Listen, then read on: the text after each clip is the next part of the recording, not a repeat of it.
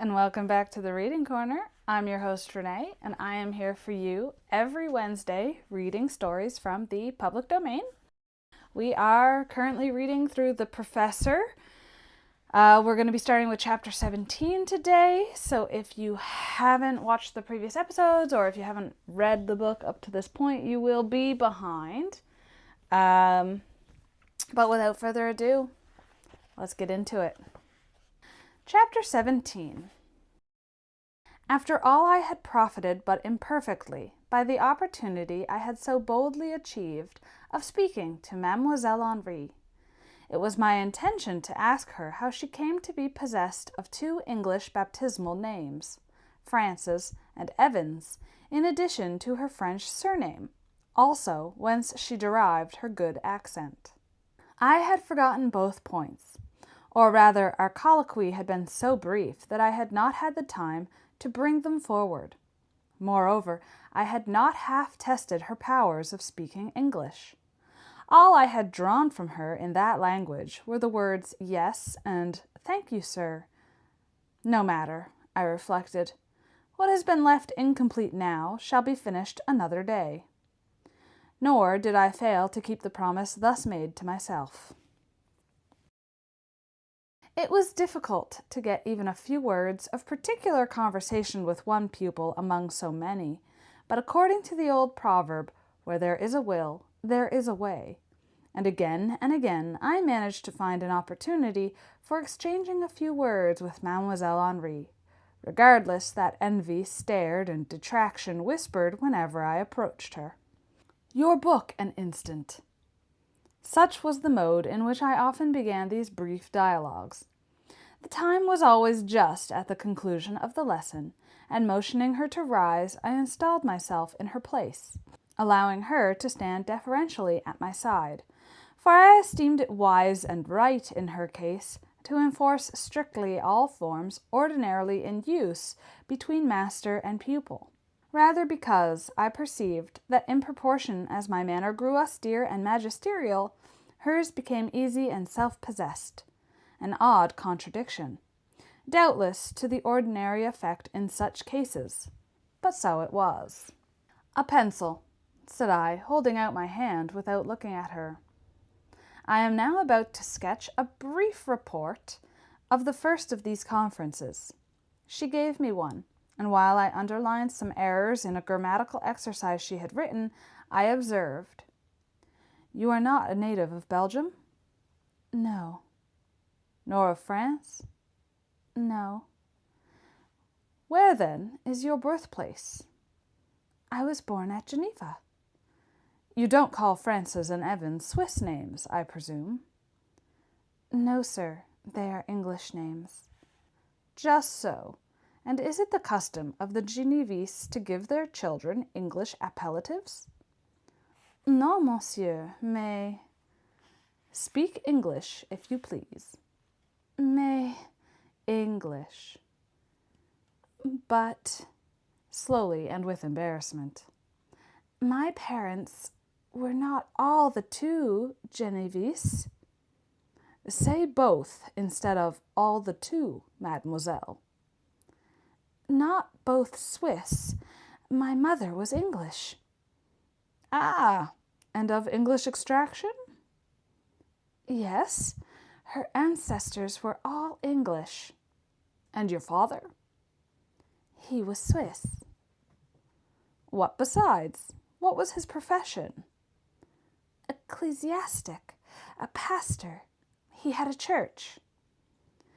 "Since your mother is an Englishwoman, why do you not speak English with more facility?" Maman est morte il y a 10 ans." "And you do homage to her memory by forgetting her language. Have the goodness to put French out of your mind so long as I converse with you. Keep to English." "C'est si difficile, monsieur, quand on n'en a plus l'habitude." "You had the habitude formerly, I suppose. Now, answer me in your mother tongue." "Yes, sir. I spoke the English more than the French when I was a child." Why do you not speak it now? Because I have no English friends. You live with your father, I suppose? My father is dead. You have brothers and sisters? Not one. Do you live alone? No, I have an aunt, ma tante Julienne. Your father's sister?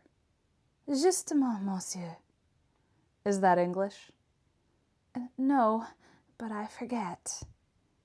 For which, mademoiselle, if you were a child, I should certainly devise some slight punishment. At your age, you must be 2 or 3 and 20, I should think. Pas encore, monsieur. Dans un mois, j'aurai 19 ans.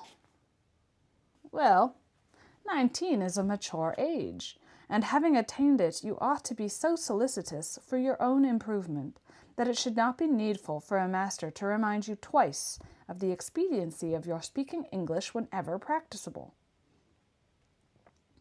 To this wise speech I received no answer, and when I looked up, my pupil was smiling to herself a much-meaning, though not very gay, smile. It seemed to say, "He talks of he knows not what." It said this so plainly that I determined to request information on the point concerning which my ignorance seemed to be thus tacitly affirmed. Are you solicitous of your own improvement? Rather. How do you prove it, mademoiselle? An odd question, and bluntly put. It excited a second smile. Why, monsieur, I am not inattentive, am I? I learn my lessons well. Oh, a child can do that. What more do you do? What more can I do? Oh, certainly not much. But you are a teacher, are you not, as well as a pupil? Yes. You teach lace mending? Yes. A dull, stupid occupation. Do you like it? No, it is tedious. Why do you pursue it? Why do you not rather teach history, geography, grammar, even arithmetic? Is monsieur certain that I am myself thoroughly acquainted with these studies? I don't know. You ought to be at your age. But I never was at school, monsieur. Indeed. What then were your friends? What was your aunt about? She is very much to blame. No, monsieur, no. My aunt is good. She is not to blame. She does what she can. She lodges and nourishes me. I report Mademoiselle Henri's phrases literally, and it was thus she translated from French. She is not rich. She has only an annuity of 1,200 francs, and it would be impossible for her to send me to school. Rather, thought I to myself on hearing this, but I continued in the dogmatical tone I had adopted. It is sad, however, that you should be brought up in ignorance of the most ordinary branches of education. Had you known something of history and grammar, you might, by degrees, have relinquished your lace-mending drudgery and risen in the world. It is what I mean to do. How? By a knowledge of English alone? That will not suffice. No respectable family will receive a governess whose whole stock of knowledge consists in a familiarity with one foreign language. Monsieur, I know other things. Yes, you can work with Berlin wools and embroider handkerchiefs and collars. That will do very little for you. Mademoiselle Henri's lips were unclosed to answer, but she checked herself, as thinking the discussion had been sufficiently pursued, and remained silent. Speak, I continued impatiently. I never like the appearance of acquiescence when the reality is not there, and you had a contradiction at your tongue's end. Monsieur, I have had many lessons both in grammar, history, geography, and arithmetic. I have gone through a course of each study. Bravo! But how did you manage it, since your aunt could not afford to send you to school? By lace mending, by the thing monsieur despises so much. Truly? And now, mademoiselle, it will be a good exercise for you to explain to me in English how such a result was produced by such means. Monsieur, I begged my aunt to have me taught lace mending soon after we came to Brussels, because I knew it was a métier, a trade, which was easily learnt, and by which I could earn some money very soon. I learnt it in a few days, and I quickly got work, for all the Brussels ladies have old lace, very precious, which must be mended all the times it is washed. I earned money a little, and this money I gave for lessons in the studies I have mentioned. Some of it I spent in buying books, English books especially. Soon I shall try to find a place of governess or school teacher, when I can write and speak English well. But it will be difficult, because those who know I have been a lace mender will despise me, as the pupils here despise me. Pourtant j'ai mon projet, she added in a lower tone. What is it? I will go and live in England. I will teach French there. The words were pronounced emphatically. She said England, as you might suppose an Israelite of Moses' day would have said Canaan. Have you a wish to see England? Yes, and an intention. And here a voice, the voice of the directress, interposed. Mademoiselle Henri, je crois qu'il va pleuvoir. Vous feriez bien, ma bonne amie, de retourner chez vous tout de suite. In silence, without a word of thanks for this officious warning, Mademoiselle Henri collected her books. She moved to me respectfully, endeavored to move her superior, though the endeavor was almost a failure, for her head seemed as if it would not bend, and thus departed. Where there is one grain of perseverance or willfulness in the composition, trifling obstacles are ever known rather to stimulate than discourage. Mademoiselle Reuter might as well have spared herself the trouble of giving that intimation about the weather. By the by, her prediction was falsified by the event. It did not rain that evening. At the close of the next lesson I was again at Mademoiselle Henri's desk. Thus I did accost her. What is your idea of England, mademoiselle? Why do you wish to go there? Accustomed by this time to the calculated abruptness of my manner, it no longer discomposed or surprised her, and she answered with only so much of hesitation as was rendered inevitable by the difficulty she experienced in improvising the translation of her thoughts from French to English. England is something unique, as I have heard and read. My idea of it is vague, and I want to go there to render my idea clear, definite. How much of England do you suppose you could see if you went there in the capacity of a teacher? A strange notion you must have of getting a clear and definite idea of a country. All you could see of Great Britain would be the interior of a school, or at most of 1 or 2 private dwellings. It would be an English school. They would be English dwellings. Indisputably, but what then?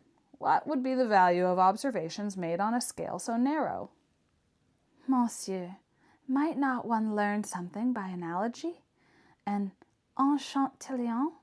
A sample often serves to give an idea of the whole. Besides, narrow and wide are words comparative, are they not? All my life would perhaps seem narrow in your eyes. All the life of that little animal subterranean, une taupe. Comment dit-on? Mole. Yes, a mole, which lives underground, would seem narrow even to me. Well, mademoiselle, what then? Proceed. Mais, monsieur, vous me comprenez? Not in the least. Have the goodness to explain. Why, monsieur, it is just so. In Switzerland I have done but little, learnt but little, and seen but little. My life there was in a circle. I walked the same round every day. I could not get out of it. Had I rested, remained there even until my death, I should never have enlarged it, because I am poor and not skilful. I have not great acquirements. When I was quite tired of this round, I begged my aunt to go to Brussels. My existence is no larger here, because I am no richer or higher. I walk in as narrow a limit, but the scene is changed. It would change again if I went to England. I knew something of the bourgeois of Geneva. Now I know something of the bourgeois of Brussels. If I went to London, I would know something of the bourgeois of London. Can you make any sense out of what I say, monsieur, or is it all obscure? I see. Now let us advert to another subject. You propose to devote your life to teaching, and you are a most unsuccessful teacher. You cannot keep your pupils in order. A flush of painful confusion was the result of this harsh remark. She bent her head to the desk, but soon raising it, replied, Monsieur, I am not a skillful teacher, it is true, but practice improves. Besides, I work under difficulties. Here I only teach sewing. I can show no power in sewing, no superiority. It is a subordinate art. Then I have no associates in this house. I am isolated. I am, too, a heretic, which deprives me of influence. And in England you would be a foreigner. That, too, would deprive you of influence, and would effectually separate you from all around you. In England you would have as few connections, as little importance as you have here. But I should be learning something. For the rest, there are probably difficulties for such as I everywhere. And if I must contend, and perhaps be conquered, I would rather submit to English pride than to Flemish coarseness. Besides, monsieur, she stopped, not, evidently, from any difficulty in finding words to express herself, but because discretion seemed to say, You have said enough.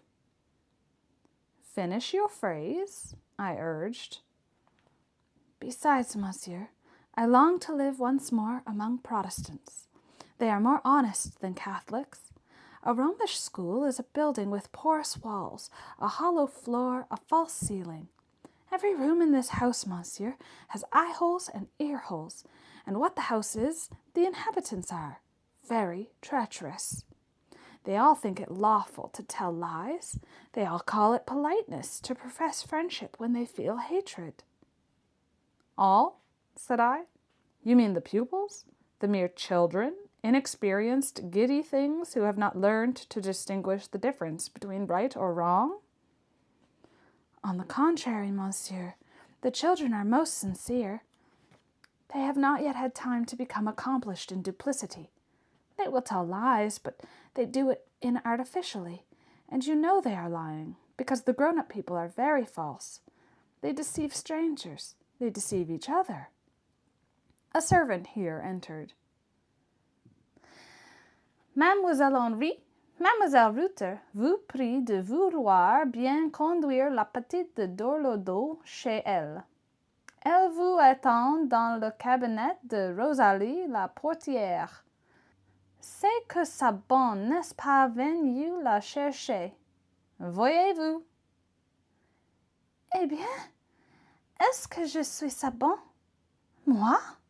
Demanded Mademoiselle Henri. Then smiling with that same bitter, derisive smile I had seen on her lips once before, she hastily rose and made her exit. Chapter 18. The young Anglo-Swiss evidently derived both pleasure and profit from the study of her mother tongue. In teaching her, I did not, of course, confine myself to the ordinary school routine. I made instruction in English a channel for instruction in literature. I prescribed to her a course of reading. She had a little selection of English classics, a few of which had been left her by her mother, and the others she had purchased with her own penny fee. I lent her some more modern works. All these she read with avidity, giving me in writing a clear summary of each work when she had perused it. Composition, too, she delighted in. Such occupations seemed the very breath of her nostrils, and soon her improved productions wrung from me the avowal that those qualities in her I had termed taste and fancy ought rather to have been denominated judgment and imagination. When I intimated so much, which I did as usual in dry and stinted phrase, I looked for the radiant and exulting smile my one word of eulogy had elicited before. But Frances colored. If she did smile, it was very softly and shyly, and instead of looking up to me with a conquering glance, her eyes rested on my hand, which, stretched over her shoulder, was writing some directions with a pencil on the margins of her book. "Well, are you pleased that I am satisfied with your progress?" I asked. "Yes," said she, slowly, gently, the blush that had half subsided returning. "But I do not say enough, I suppose?" I continued. "My praises are too cool?" She made no answer, and I thought looked a little sad. I divined her thoughts, and should much have liked to have responded to them, had it been expedient to do so. She was not now very ambitious of my admiration, not eagerly desirous of dazzling me. A little affection, ever so little, pleased her better than all the panegyrics in the world. Feeling this, I stood a good while behind her, writing on the margin of her book. I could hardly quit my station or relinquish my occupation. Something retained me bending there, my head very near hers and my hand near hers too. But the margin of a copybook is not an illimitable space. So, doubtless, the directress thought, and she took occasion to walk past in order to ascertain by what art I prolonged so disproportionately the period necessary for filling it. I was obliged to go. Distasteful effort to leave what we most prefer. Frances did not become pale or feeble in consequence of her sedentary employment. Perhaps the stimulus it communicated to her mind counterbalanced the inaction it imposed on her body. She changed, indeed, changed obviously and rapidly, but it was for the better. When I first saw her, her countenance was sunless, her complexion colorless. She looked like one who had no source of enjoyment, no store of bliss anywhere in the world. Now the cloud had passed from her mane, leaving space for the dawn of hope and interest, and those feelings rose like a clear morning, animating what had been depressed, tinting what had been pale. Her eyes, whose color I had not known at first, so dim were they with repressed tears, so shadowed with ceaseless dejection, now, lit by a ray of the sunshine that cheered her heart, revealed irids of bright hazel, irids large and full, screened with long lashes, and pupils instinct with fire. That look of wan emaciation which anxiety or low spirits often communicates to a thoughtful thin face, rather long than round, having vanished from hers, a clearness of skin, almost bloom, and a plumpness almost embonpoint, softened the decided lines of her features. Her figure shared in this beneficial change. It became rounder, and the harmony of her form was complete, and her stature of the graceful middle height. One did not regret, or at least I did not regret, the absence of confirmed fullness in contours, still slight, though compact, elegant, flexible. The exquisite turning of waist, wrist, hand, foot, and ankle satisfied completely my notions of symmetry, and allowed a lightness and freedom of movement which corresponded with my ideas of grace. Thus improved, thus wakened to life, Mademoiselle Henri began to take a new footing in the school. Her mental power manifested gradually but steadily, ere long extorted recognition even from the envious. And when the young and healthy saw that she could smile brightly, converse gaily, move with vivacity and alertness, they acknowledged in her a sisterhood of youth and health, and tolerated her as of their kind accordingly.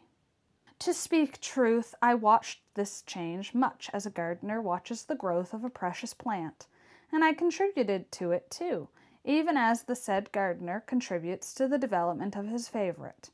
To me, it was not difficult to discover how I could best foster my pupil, cherish her starved feelings, and induce the outward manifestation of that inward vigor which sunless drought and blighting blast had hitherto forbidden to expand.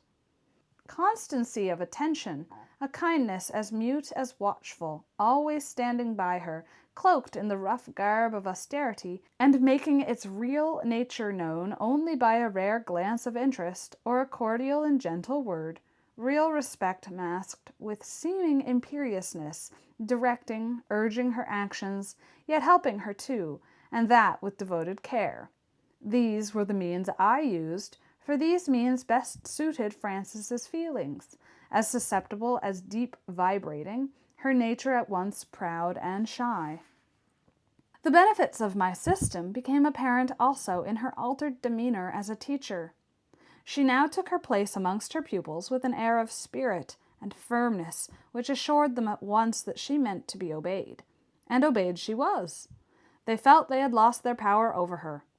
If any girl had rebelled, she would no longer have taken her rebellion to heart. She possessed a source of comfort they could not drain, a pillar of support they could not overthrow. Formerly, when insulted, she wept. Now she smiled. The public reading of one of her devoirs achieved the revelation of her talents to all and sundry. I remember the subject. It was an immigrant's letter to his friends at home.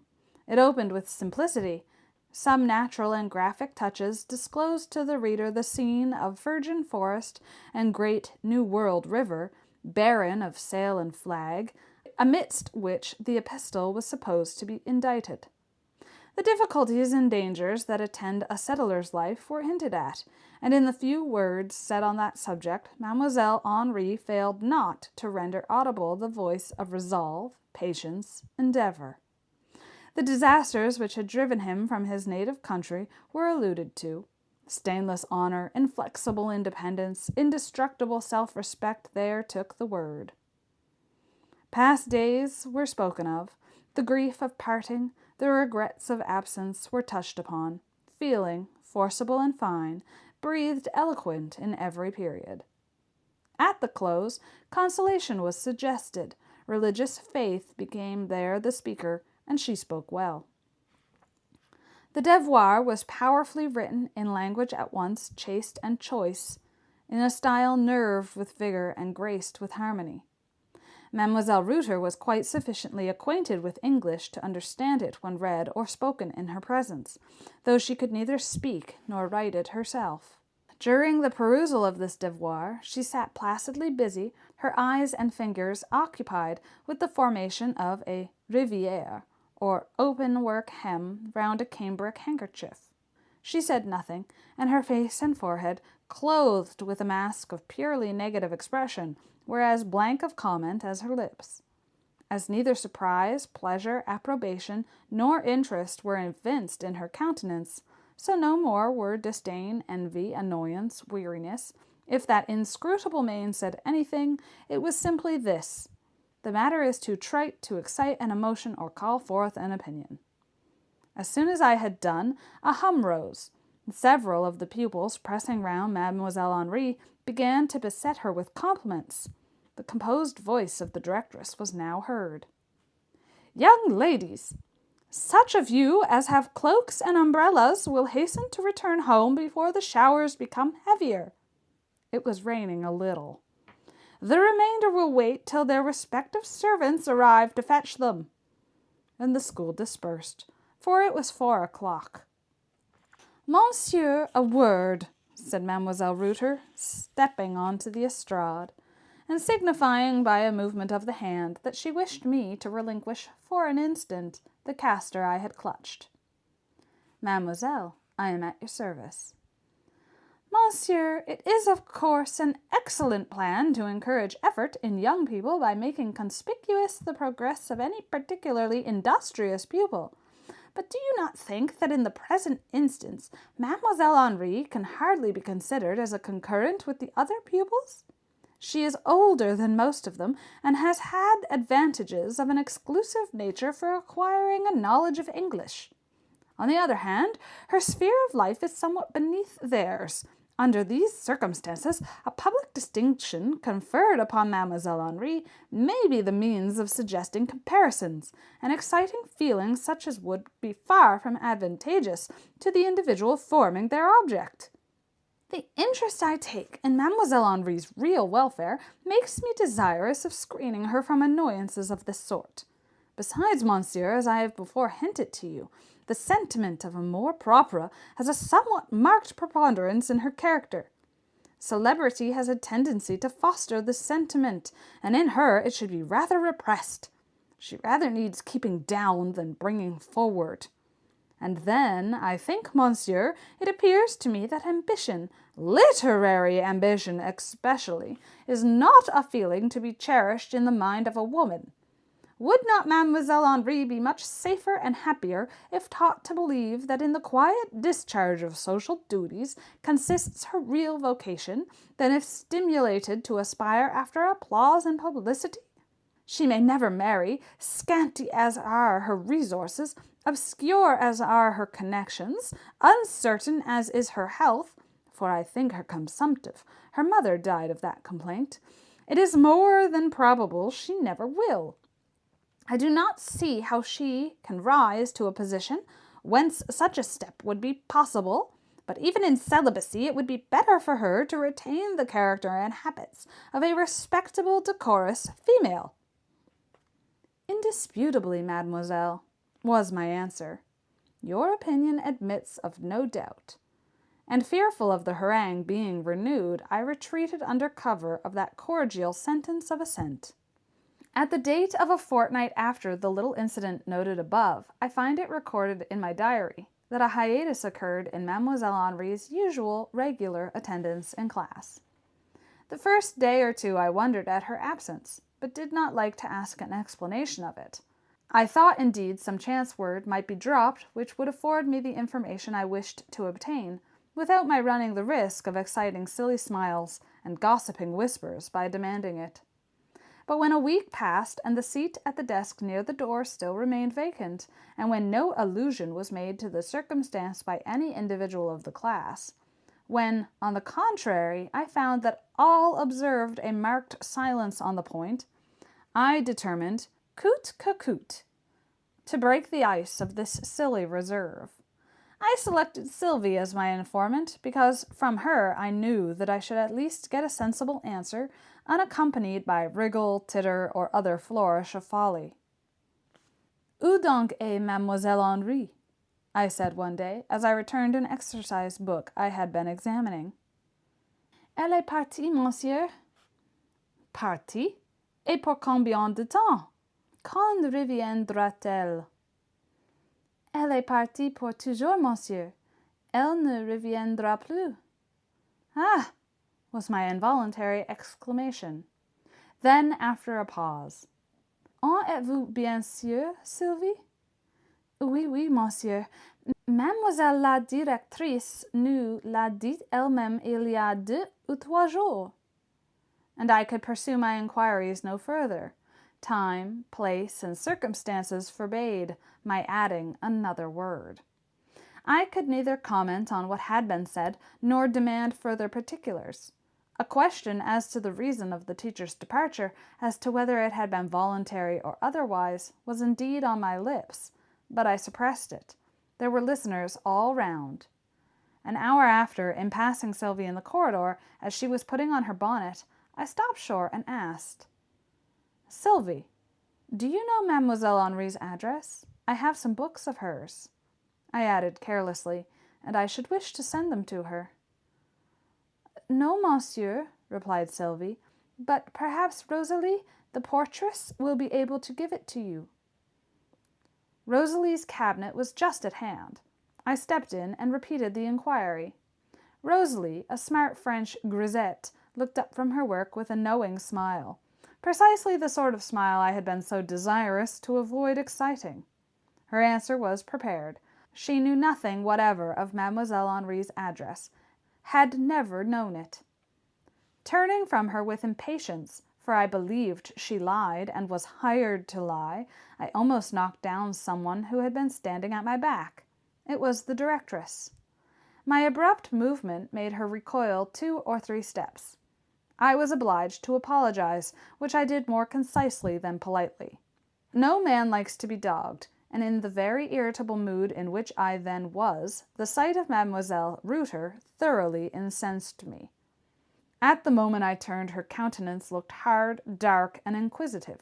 Her eyes were bent upon me with an expression of almost hungry curiosity. I had scarcely caught this phase of physiognomy ere it had vanished. A bland smile played on her features. My harsh apology was received with good-humored facility. "Oh, don't mention it, monsieur. You only touched my hair with your elbow. It is no worse, only a little dishevelled." She shook it back, and passing her fingers through her curls, loosened them into more numerous and flowing ringlets. Then she went on with vivacity. "Rosalie, I was coming to tell you to go instantly and close the windows of the salon. The wind is rising, and the muslin curtains will be covered with dust." Rosalie departed. Now, thought I, this will not do. Mademoiselle Reuter thinks her meanness in eavesdropping is screened by her art in devising a pretext, whereas the muslin curtains she speaks of are not more transparent than this same pretext. An impulse came over me to thrust the flimsy screen aside and confront her craft boldly with a word or two of plain truth.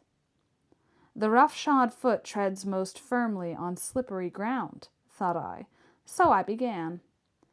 "Mademoiselle Henri has left your establishment. Been dismissed, I presume?" "Ah, I wished to have a little conversation with you, monsieur," replied the directress with the most natural and affable air in the world. "But we cannot talk quietly here. Will monsieur step into the garden a minute?" And she preceded me, stepping out through the glass door I have before mentioned.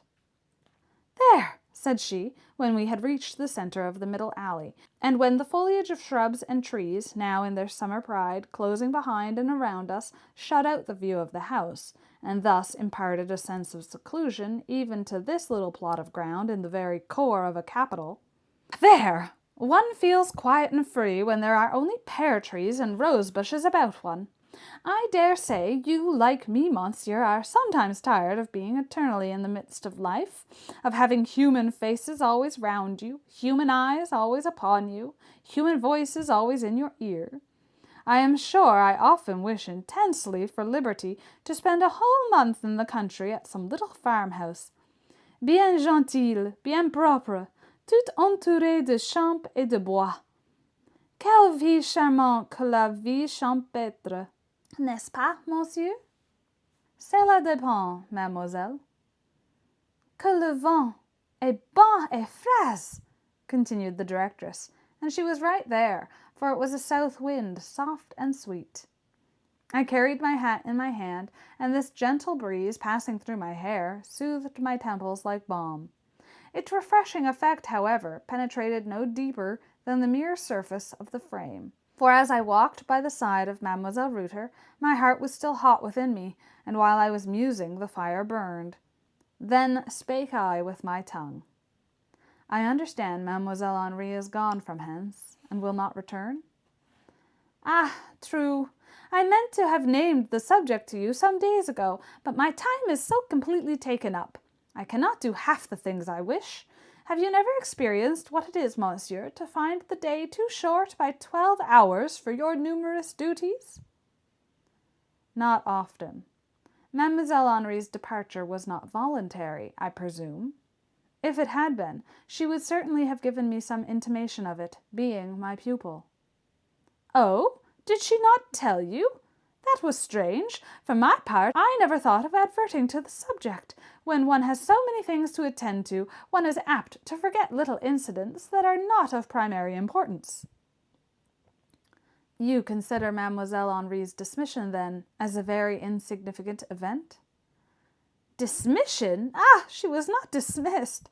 I can say with truth, monsieur, that since I became the head of this establishment, no master or teacher has ever been dismissed from it." "Yet some have left, mademoiselle." "Many. I have found it necessary to change frequently. A change of instructors is often beneficial to the interests of a school. It gives life and variety to the proceeding. It amuses the pupils and suggests to the parents the ideas of exertion and progress." "Yet, when you are tired of a professor or maitresse, you scruple to dismiss them?"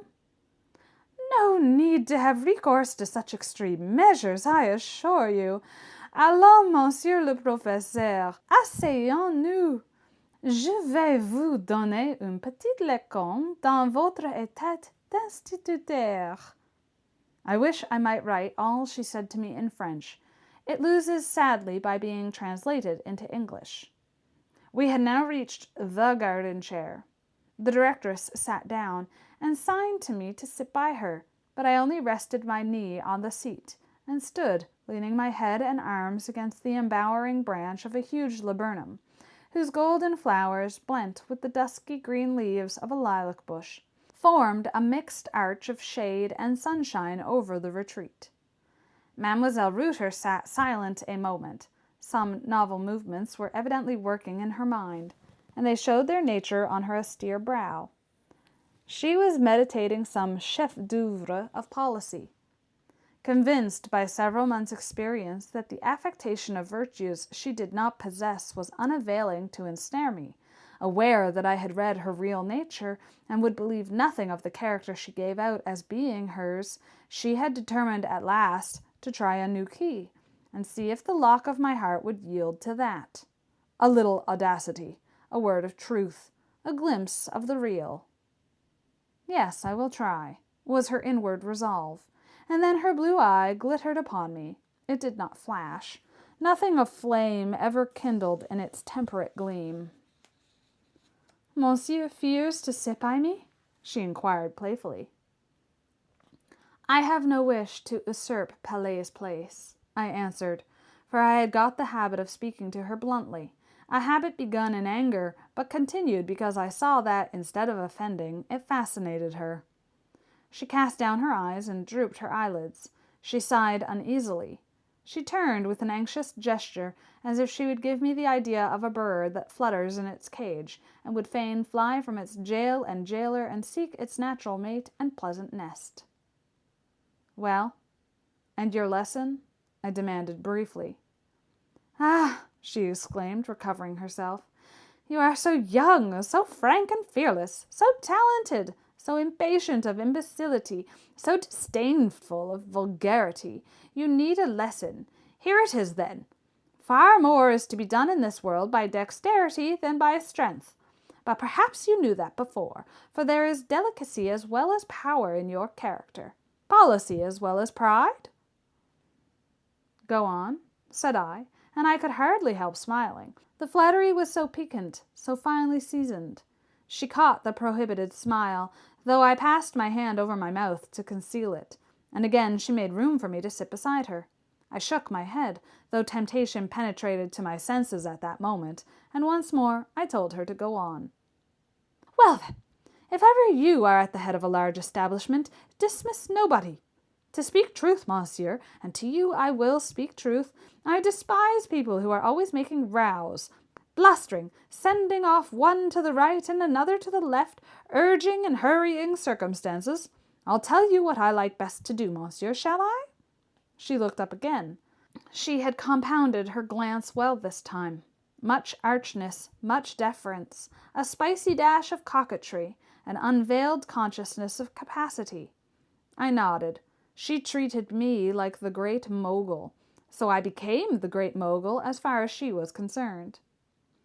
"I like, monsieur, to take my knitting in my hands, and to sit quietly down in my chair. Circumstances defile past me.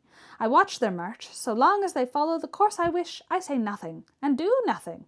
I don't clap my hands and cry out, 'Bravo, how lucky I am!'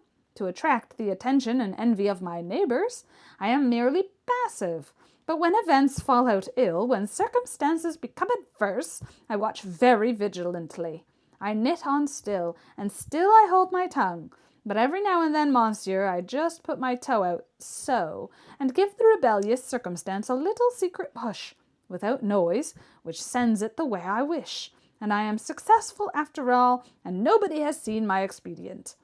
So when teachers or masters become troublesome and inefficient, when, in short, the interests of the school would suffer from their retaining their places, I mind my knitting. Events progress, circumstances glide past. I see one which, if pushed ever so little awry, will render untenable the post I wish to have vacated. The deed is done, the stumbling block removed, and no one saw me. I have not made an enemy, I am rid of an encumbrance." A moment since, and I thought her alluring. This speech concluded. I looked on her with distaste. "Just like you," was my cold answer. And in this way you have ousted Mademoiselle Henri. You wanted her office. Therefore you rendered it intolerable to her? Not at all, monsieur. I was merely anxious about Mademoiselle Henri's health. No, your moral sight is clear and piercing, but there you have failed to discover the truth. I have always taken a real interest in Mademoiselle Henri's welfare. I did not like her going out in all weathers.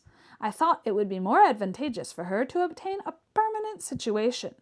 Besides, I considered her now qualified to do something more than teach sewing. I reasoned with her, left the decision to herself. She saw the correctness of my views and adopted them. Excellent. And now, mademoiselle, you will have the goodness to give me her address. Her address? And a sombre and stony change came over the mien of the directress. Her address? Ah, well, I wish I could oblige you, monsieur, but I cannot, and I will tell you why. Whenever I myself asked her for her address, she always evaded the inquiry. I thought I may be wrong, but I thought her motive for doing so was a natural though mistaken reluctance to introduce me to some probably very poor abode. Her means were narrow, her origin obscure. She lives somewhere, doubtless, in the base ville. I'll not lose sight of my best pupil yet, said I. Though she were born of beggars and lodged in a cellar, for the rest it is absurd to make a bugbear of her origin to me. I happen to know that she was a Swiss pastor's daughter, neither more nor less, and as to her narrow means, I care nothing for the poverty of her purse, so long as her heart overflows with affluence. Your sentiments are perfectly noble, monsieur, said the directress, affecting to suppress a yawn. Her sprightliness was now extinct. Her temporary candour shut up. The little red-coloured, piratical-looking pennon of audacity she had allowed to float a minute in the air was furled, and the broad, sober-hued flag of dissimulation again hung low over the citadel. I did not like her thus, so I cut short the tete-a-tete and departed. And that is where we are going to leave it for today. Join me again next time for more of The Professor. We're almost through. As you can see, that's all we got left. Hope you enjoyed this reading. If you did, please like, subscribe, share me with all your friends, get me out there. And I'll be seeing you guys next time. Bye!